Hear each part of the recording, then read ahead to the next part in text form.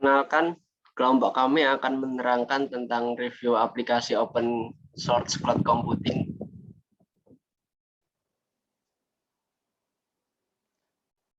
Anggota kami, yang pertama ada saya sendiri, Rizvi Bahrul Ulum, kemudian Irfan Hani Fauzan, dan yang ketiga ada Wisnu Putra Eridatama.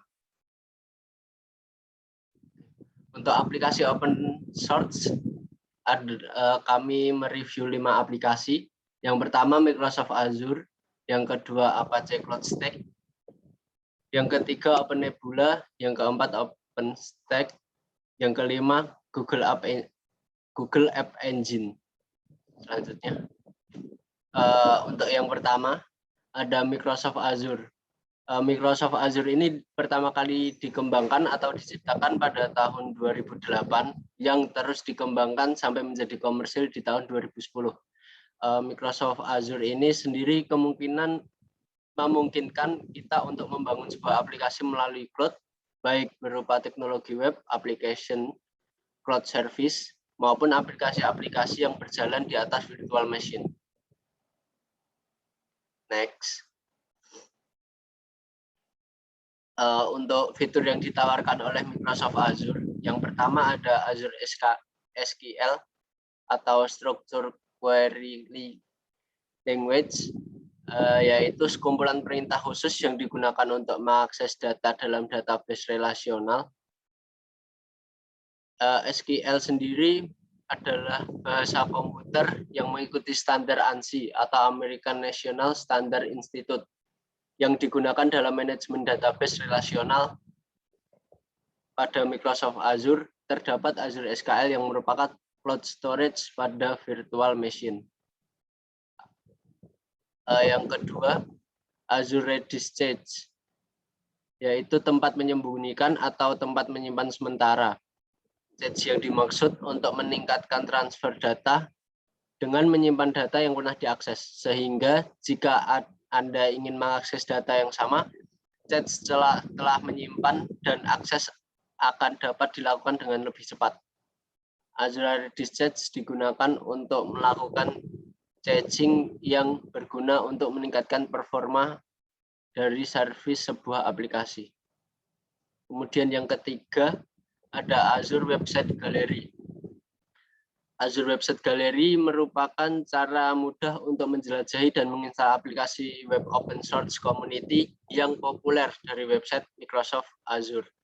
Azure Website Gallery ini bisa untuk membuat WordPress blog. Kemudian pada Azure ini kita perlu memasukkan subdomain pada WordPress blog atau blog-blog lainnya yang dapat digunakan secara gratis. Kemudian blog tersebut akan berfungsi. Kemudian untuk fitur keempat ada Azure CDN atau Content Delivery Net. Ini digunakan untuk membuat CDN yang dapat mengelola file aplikasi dan service seperti JavaScript dan XML supaya dapat diakses dengan cepat oleh seluruh siapapun yang membutuhkan dan dari manapun di seluruh dunia. Yang terakhir, Azure Backup. Biasanya fitur ini digunakan untuk membackup data yang ada di dalamnya dan merecovery bagian yang rusak. Next. Kemudian untuk kelebihan dan kekurangan. Untuk kelebihan sendiri yang pertama, ketersediaan dan reliabilitas. Ini dijamin oleh development atau penyedia layanan. Kemudian privasi dijamin oleh penyedia layanan dan adanya interoperabilitas sehingga dapat mengurangi biaya penggunaan. Kemudian untuk kekurangan, yang pertama membutuhkan manajemen khusus dengan alat seperti penambalan atau pemantauan server.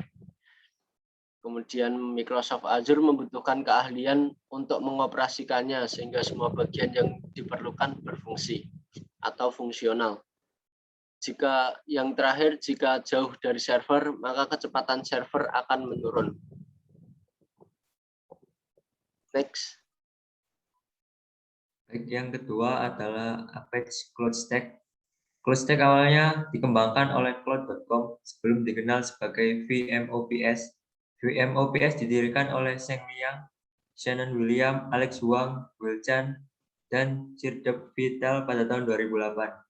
Perusahaan mengumpulkan total 17,5 juta US dollar dalam pendanaan Ventura dari Redpoint Ventures, Nexus Ventures, dan Index Ventures Redpoint, dan Nexus memimpin putaran pendanaan seri A awal, kemudian dikembangkan oleh Apache Software Foundation.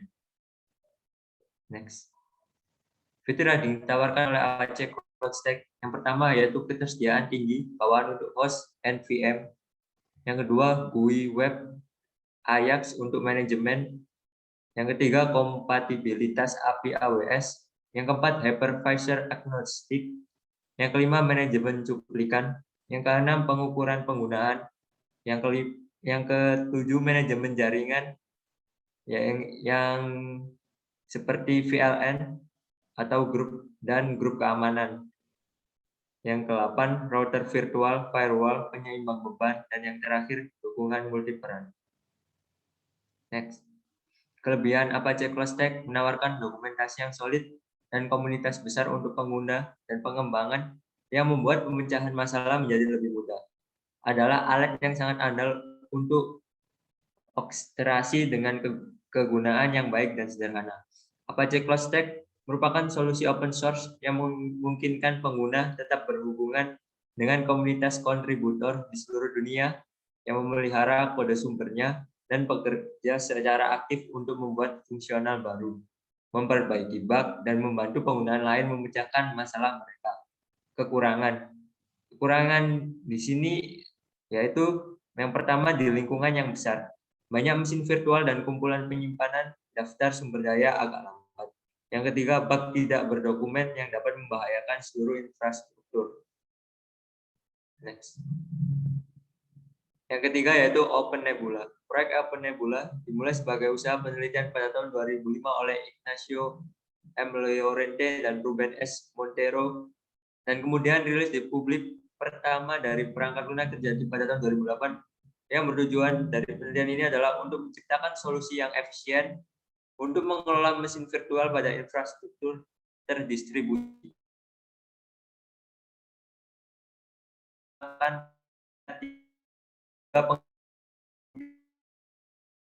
Setelah mematangkan proyek, seiring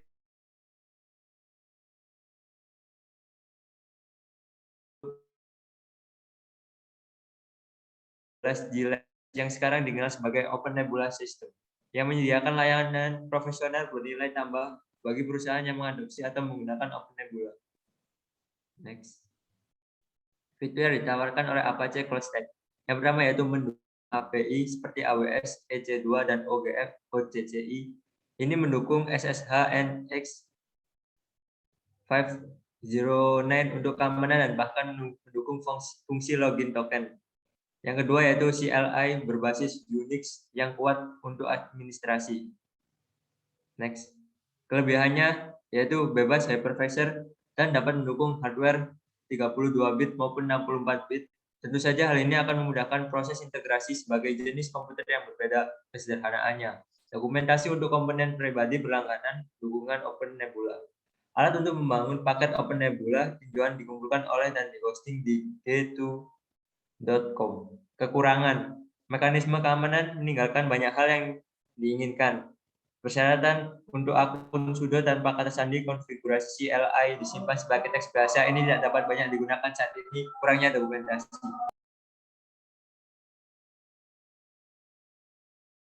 Next.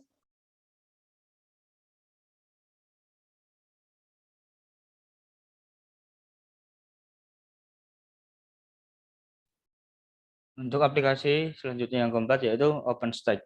OpenStack adalah perangkat lunak bebas dan open source software platform untuk cloud computing. Sebagian besar digunakan sebagai infrastruktur as a service atau disingkat IaaS, di mana server virtual dan sumber daya lain tersedia untuk pelanggan. Platform perangkat lunak terdiri dari komponen-komponen yang saling terikat yang mengendalikan beragam perangkat keras multi-vendor yang meliputi pengolahan, penyimpanan, dan sumber daya jaringan di seluruh data center.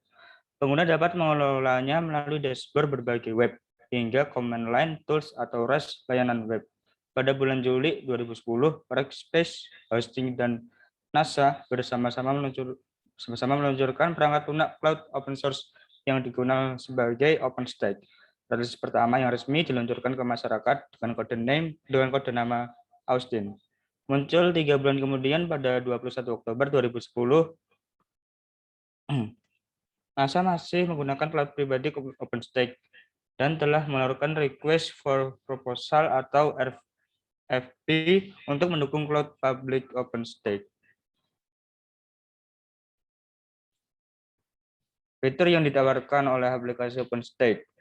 Fitur utama yang pertama ada perpesanan wadah pengelompokan komputasi identitas, pengindeksan metadata sebagai layanan, peristiwa, alur kerja, DNS, penyedia bare metal, tata kelola, tolak ukur, pengoptimalan, dan penerapan. Yang kedua, web front-end, kerangka kerja pemrosesan big data, mesin orkestrasi, kontainer, dan orkestrasi NFV. Kelebihan yang dihasilkan yaitu mempunyai pilihan memilih simpanan secara publik atau private, dapat diakses setiap waktu. Taraf dapat naik dengan mudah atau fleksibel, penyimpanan tanpa HAD. Kemudian aplikasi yang terakhir, yang kelima, yaitu Google App Engine. App Engine merupakan platform yang memungkinkan pengembang untuk membuat dan menjalankan aplikasi-aplikasi web dengan fasilitas hosting di server Google versi gratis dari platform. Dari platform memiliki kapasitas penyimpanan 500 MB dan kapasitas CPU dan lebar pita atau bandwidth yang cukup untuk 5 juta page view setiap bulannya. Saat diluncurkan, bahasa pemrograman yang mendukung adalah Python. Versi terbatas dari web framework Django juga tersedia. Demikian halnya dengan framework aplikasi dari Google yang fungsinya sama dengan JSP atau ASP.NET. Google App Engine mendukung aplikasi yang ditulis dalam bahasa pemrograman. Dengan lingkungan runtime Java App Engine, pengguna dapat membangun aplikasi yang menggunakan standar teknologi Java, termasuk JVM, jasa servlet, dan bahasa seperti JavaScript atau Ruby App Engine. Juga menyediakan lingkungan runtime khusus Python yang mencakup bahasa Python dan perusahaan standar atau standard library Python. Java dan lingkungan runtime Python dibangun untuk memastikan bahwa aplikasi yang dibangun dapat berjalan cepat, aman, dan tanpa gangguan dari aplikasi lain pada sistem. Kelebihan yang terdapat di Google App Engine. Yang pertama, Google App Engine ini adalah layanan ini disediakan. Kedua, penggunaannya tidak terbatas atau unlimited. Yang ketiga, layanan ini juga terintegrasi dengan berbagai layanan lainnya dari Google. Yang keempat, jika aplikasi web Anda membutuhkan autentifikasi user dan bisa memanfaatkan akun Google sebagai autentifikasi user.